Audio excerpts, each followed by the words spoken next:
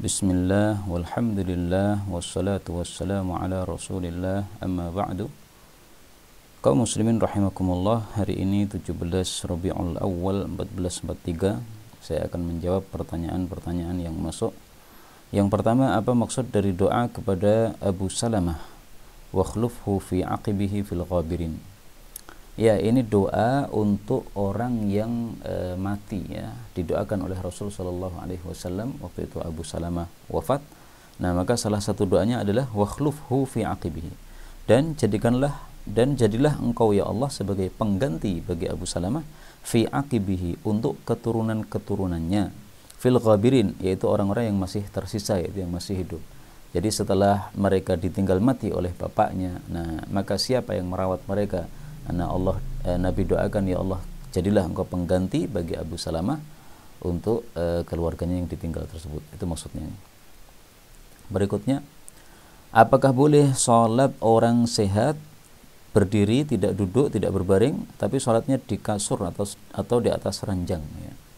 Ya boleh, asalkan kasurnya tersebut atau ranjangnya tersebut kuat, artinya tidak seperti kasur yang empuk, ya. Jadi misalnya kita punya dipan dari kayu, nah kemudian kita gelar di atasnya tikar, nah ini salat di atasnya tidak ada masalah. Adapun kalau di situ Anda taruh kasur yang empuk, ya tentu saja tidak digunakan untuk salat, ya, tidak akan bisa salat secara benar, karena kita pasti akan bergoyang-goyang ke sana kemari gara-gara empuknya kasur tadi, ya. Maka kalau kasurnya empuk, jangan salat di atasnya. Tapi kalau hanya tikar atau sesuatu yang ditaruh di atas dipan tadi, sesuatu yang kuat, ya, yang tidak empuk sehingga engkau masih salat normal di atasnya, tidak ada masalah. Demikian fatwa yang pernah saya dengar dari Syekh Mustafa Al-Adawi, kalau tidak salah ingat, ya, beliau yang memfatwakan seperti itu. Dan memang pendapat jumhur ulama bahwa sholat di atas tanah itu bukan sesuatu yang wajib. Menyelisih mereka Umar bin Abdul Aziz, beliau lebih suka sholat itu di tanah langsung, jadi tidak ada alas padanya. Tapi kita dapatkan Rasulullah SAW pernah sholat pada hasir itu tikar, berarti boleh, tidak langsung menempel tanah. Berikutnya, apa hukum berbicara saat di dalam kamar mandi, saat wudhu, dan saat dikumandangkannya azan? Ini semuanya kurang bagus dari sisi akan melenyapkan kekhusyuannya. Adapun yang berbicara pada saat buang hajat, itu ada hadisnya secara khusus. Yang lain-lain saya tidak menemukan. Yaitu sabda Nabi SAW, "Idza taghawwata rajulan," kalau dua orang buang hajat, BAB, "falyatawaru kullu wahidin minhuma an sahibi." Hendaklah masing-masing menutup diri dari temannya supaya tidak terlihat. Wala yatahaddatsa, jangan keduanya ngobrol, fa innallaha yamqutu ala dzalik, karena Allah itu memurkai perbuatan tersebut. Nah, ini disahihkan oleh Ibnu Sakan dan Ibnu Qattan, meskipun Ibnu Hajar sendiri mengatakan hadis ini ma'lul, yaitu cacat. Nah, dan demikianlah Syekh Albani juga mengatakan hadis ini dhaif. Nah, maka ringkasnya hadis ini diperselisihkan derajatnya oleh para ulama. Bagi yang mengatakan sahih, maka berarti ini bisa diterima sebagai dalil, berarti ada larangan untuk ngobrol pada saat buang hajat, ya. Kecuali kalau terpaksa, ya, misalnya kita di kamar mandi, teman kita tanya siapa ini, karena mau antri atau mungkin mencari kita. Nah, maka menjawab karena diperlukan, tidak ada masalah. Jangan seperti sebagian orang sangat jaimnya, begitu di kamar mandi ditanya diem aja, ya. Katanya ngobrol di kamar mandi dibenci Allah. Ini bukan ngobrol, ini hanya menjawab pertanyaan yang diperlukan. Jangan terlalu kaku memahami dalil-dalil seperti ini, ya. Ini kan bukan ngobrol, ya, menjawab pertanyaan, ya, itu seperti ngobrol, tetapi ada perbedaannya. Ngobrol itu, ya, satu dengan yang lainnya saling bicara, itu ngobrol namanya. Kemudian bicara saat wudu, nah ini sebenarnya tidak ada masalah selama tidak melenyapkan kekhusyuan, ya. Tapi kalau orang wudu gara-gara ngobrol akhirnya tidak sadar diri sehingga dia wudu sampai mana, nah itu kan yang bermasalah. Apalagi hendaklah berwudu itu kita sambil meresapi hakikatnya wudu sebagaimana disarankan oleh para ulama, yaitu hakikatnya wudu menggugurkan dosa-dosa dari anggota tubuh yang terkena air wudu tadi. Nah, kalau sambil ngobrol mungkin akan terganggu kekhusyuan wudu ini. Kemudian dikumandangkannya azan. Nah, menirukan azan ini memang hukumnya sunnah menurut jumhur ulama, meskipun sebagian kecil berpendapat wajib untuk menirukan ya. Nah, kalau hukumnya sunnah berarti ketika ditinggal ngobrol tidak sampai dosa. Tapi alangkah bagusnya kalau ngobrolnya berhenti dulu untuk menirukan azan ya. Baik, kita lanjutkan. Musalla jamaah sedikit dekat kos saya, tidak ada kunut subuh, tidak ada kunut tapi softnya tidak rapat. Masjid besar jamaah banyak lebih jauh dari kos, pakai kunut tapi softnya rapat. Mana yang harus saya pilih?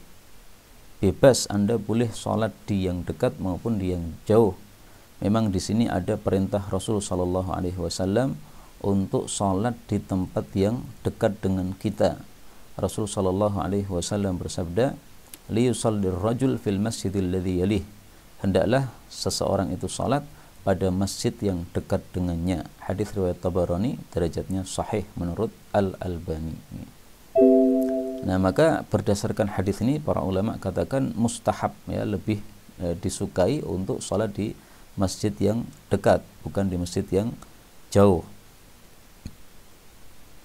Dan kalau salat di masjid yang jauh bagaimana? Khilaful aula, itu menyelisih yang lebih utama.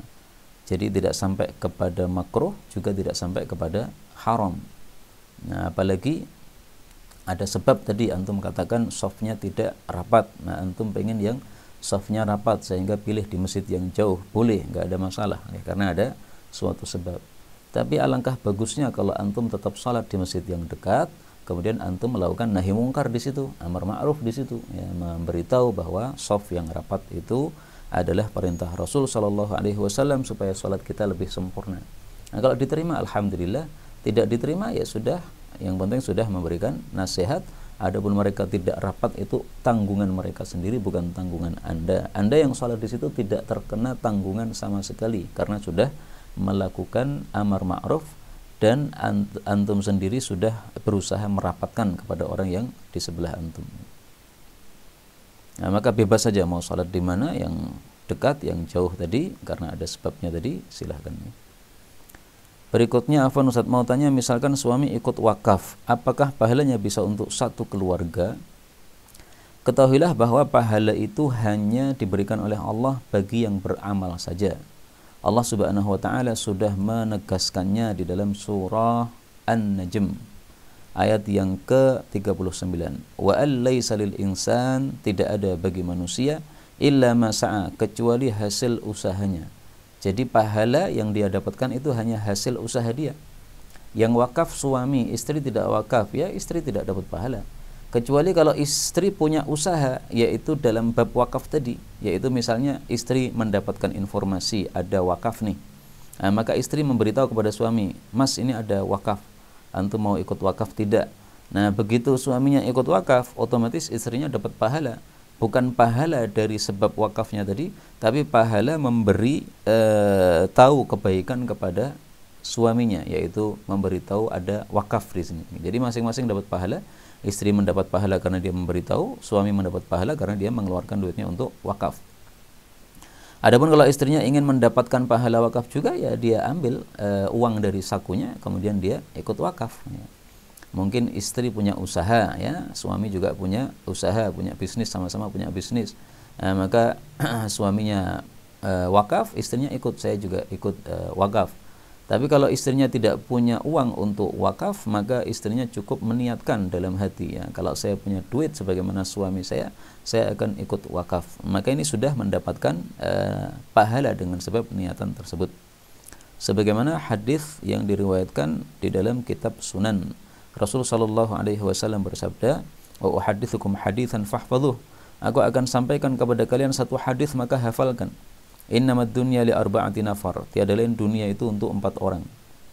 Yang pertama, seorang hamba yang diberi rizki oleh Allah, harta dan ilmu.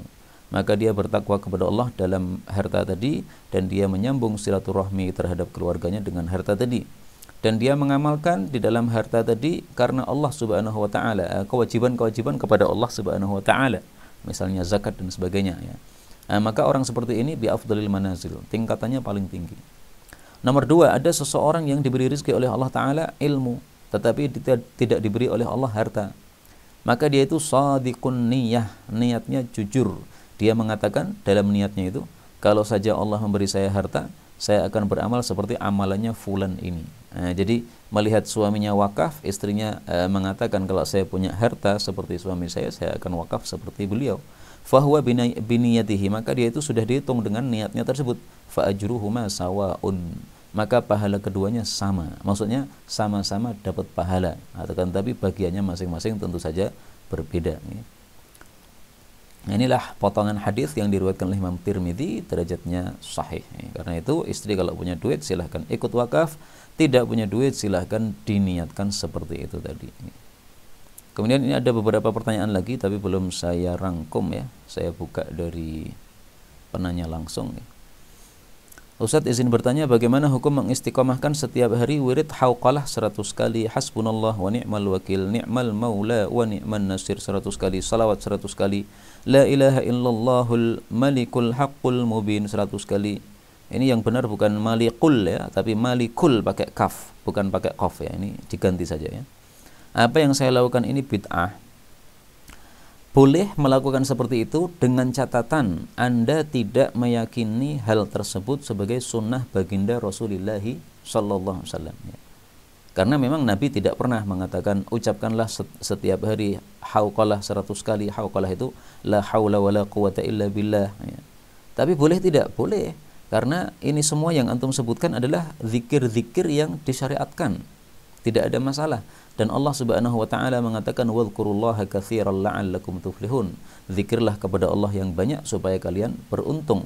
Demikian juga Rasul sallallahu alaihi wasallam bersabda, "Aktsir min qauli la haula wala quwwata illa billah."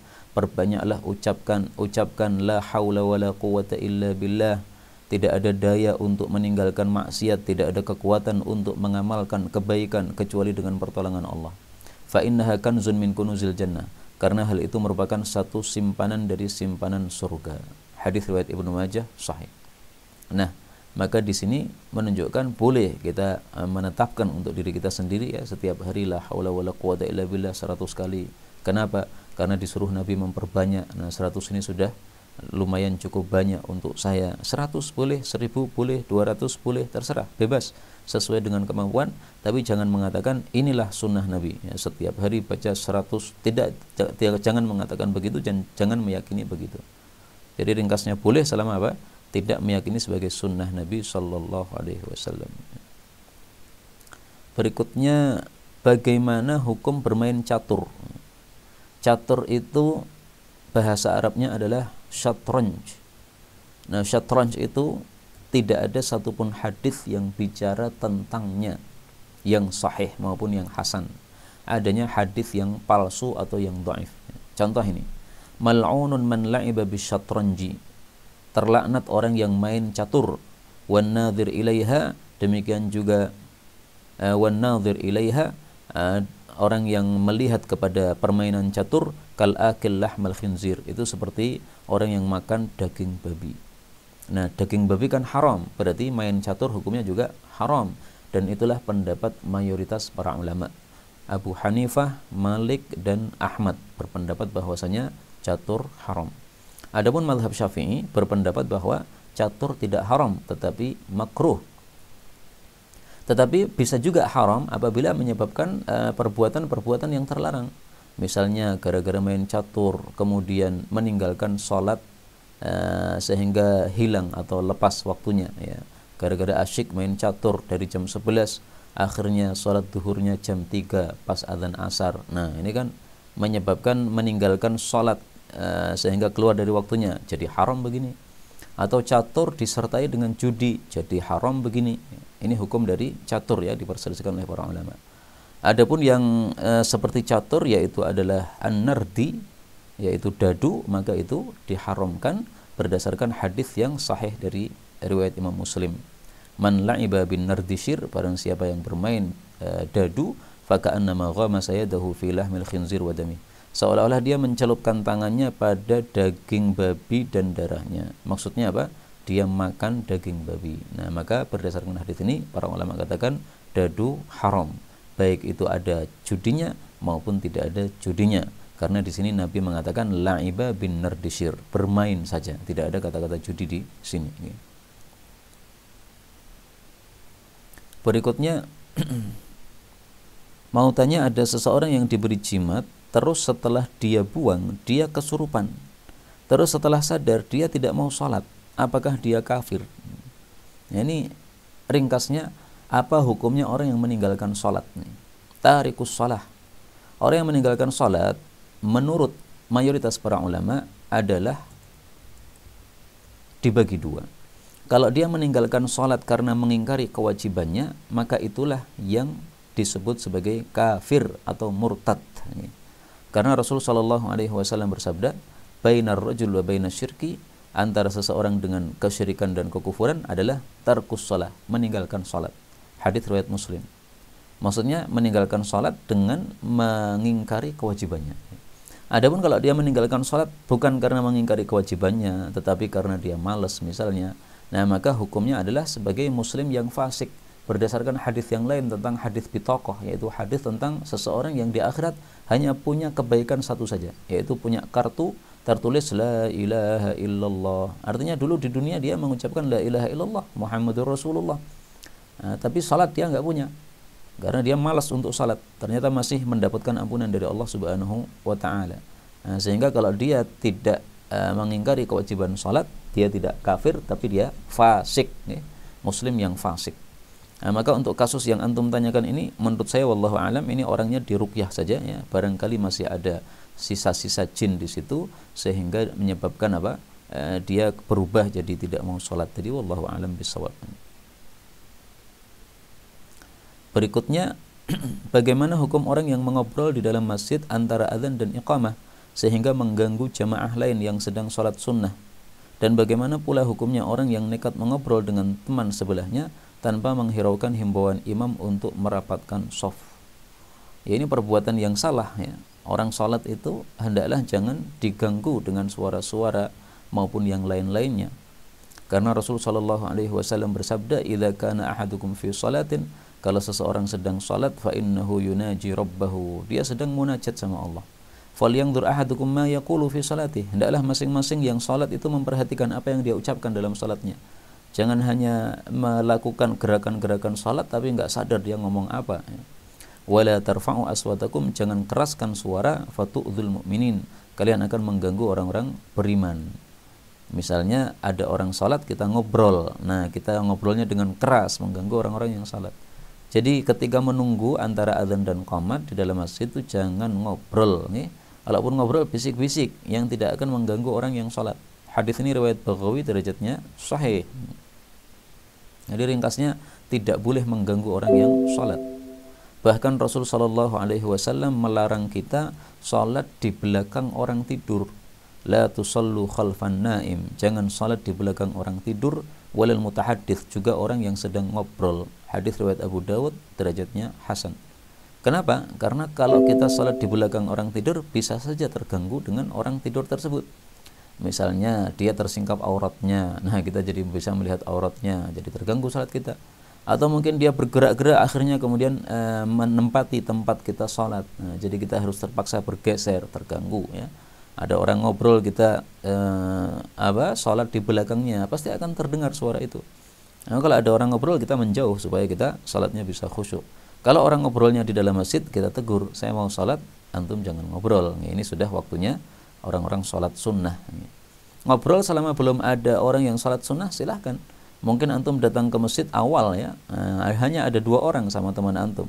Setelah salat sunnah antum ngobrol. Nah, begitu ada yang datang, orang yang ketiga selain antum, sudah tidak boleh lagi ngobrol dengan suara keras. Ini karena apa? Akan mengganggu orang yang salat tersebut, dan itu termasuk yang dilarang oleh Rasulullah sallallahu alaihi wasallam. Inilah yang dapat saya jawab pada kesempatan kali ini. Benarnya dari Allah, kalaupun ada salahnya fa astaghfirullahal azim li wa lakum walhamdulillahirabbil alamin. Oh ya, maaf, ada pertanyaan yang belum saya baca ini ya. Kelewatan nih. Pertanyaannya di atas. Nah, ini. Tolong dijelaskan proses penciptaan manusia menurut Al-Qur'an dan beserta artinya. Tolong jelaskan proses penciptaan manusia menurut ilmu pengetahuan. Kenapa iblis tidak mau tunduk kepada Nabi Adam alaihissalatu wassalam? Wah, ini kayak ujian di kelas ini ya. Baik, tentang masalah penciptaan manusia di dalam Al-Quran sudah disebutkan, dan Al-Quran itu adalah ilmu pengetahuan ya. Jadi cukup mengetahui ilmu pengetahuan kita ya dari Al-Quran. Al-Quran itu adalah sumber ilmu, nggak usah peduli yang lain-lain kalau memang di dalam Quran sudah ada ya. Bisa dilihat pada surah Al-Hajj ayat 5 ya. Allah Subhanahu wa taala mengatakan, surah Al-Hajj ayat 5, ya ayyuhan nasu in kuntum fi raibin minal ba'ts, kalau kalian itu ragu-ragu dari kebangkitan setelah mati, fa inna khalaqnakum min turabin, kami telah menciptakan kalian dari tanah, maksudnya Nabi Adam dulu ya. Tsumma min nutfah, kemudian dari mani. Nah, kalau itu keturunan-keturunan beliau dari mani. Tsumma min alaqah, kemudian menjadi alaqah, segumpal darah. Tsumma min mudghah, kemudian menjadi sekerat daging. Mukhallaqatin wa ghairu mukhallaqatin, yang terbentuk dan tidak terbentuk. Artinya ada yang kemudian betul-betul jadi anak, ada yang tidak juga. Linubayyina lakum wa nuqirru fil arham, kami tempatkan kalian di rahim-rahim ibu kalian, ma nasya, sesuai kehendak kami, ila ajali musamma, sampai waktu yang telah ditentukan. Nah, ini proses penciptaan manusia secara rinci di dalam Al-Quran. Adapun di dalam hadis Nabi SAW, silahkan dilihat di dalam kitab Al-Arba'in An-Nawawiyah, Arba'ina yauman nutfatan. Pertama, manusia itu 40 hari sebagai mani. Setelah itu 40 hari menjadi segumpal darah.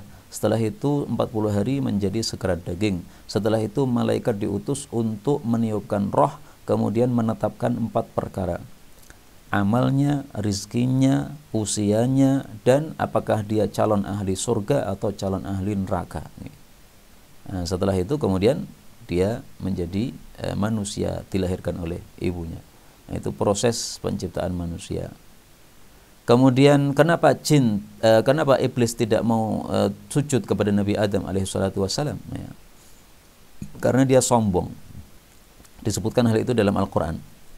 Khalaqtahu min tinin, khalaqtani min narin, wa khalaqtahu min tinin. Ya Allah, ini ketika ditanya oleh Allah ya, kenapa kamu iblis tidak mau sujud ketika saya perintah? Maka dia mengatakan, ana khairu minhu, saya itu lebih baik daripada Adam, masa saya sujud sama Adam?